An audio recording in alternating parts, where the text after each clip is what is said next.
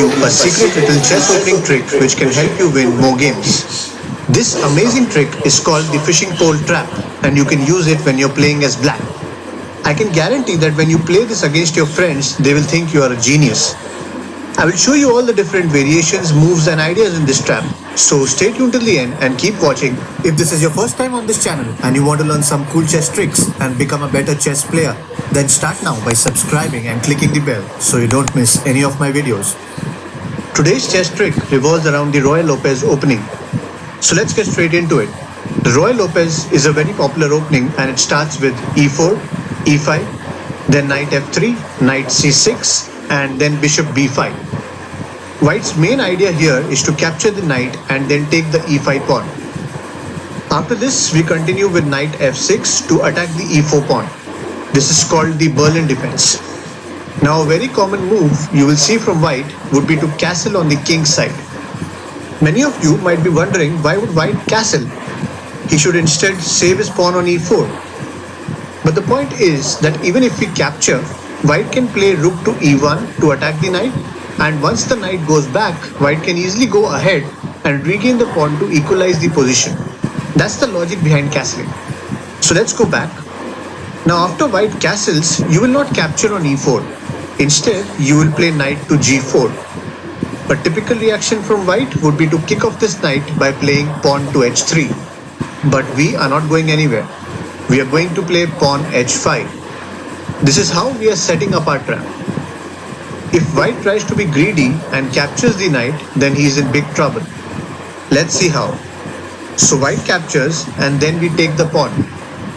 By doing this, we are not only threatening this knight, but we have also opened up this beautiful line for our rook to attack the king. Now if this knight runs away to either e1 or h2, then we can finish off this game in 4 moves. We start with queen h4, threatening checkmate by playing queen to h2 or h1. White is left with no option. He will try to free up the f2 square so that he can run away when he gets a check. So his most natural move would be pawn to f3 or f4. But to his surprise, we have this amazing move, pawn to g3, which cuts away all his options to escape. And now the only way to delay the checkmate is to sacrifice the queen. But after queen captures, white is left with no option, and on the next move, queen h1 is checkmate. Now let me go back and show you another cool variation. From here, quite often you might see white playing rook to e1. The intention is to support this undefended central pawn.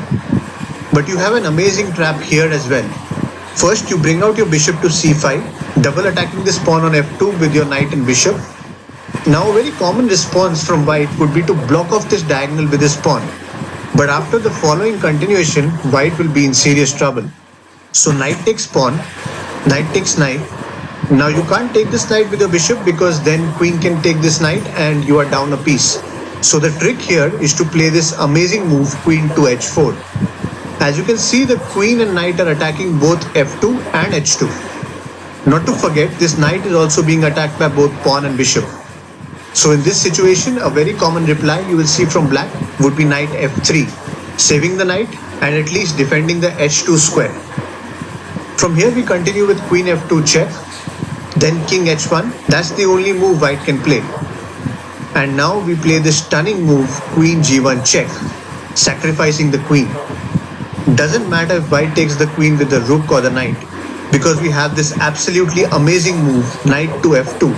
And it's a beautiful small thumbs up if you like this video, and don't forget to subscribe for more such chess videos.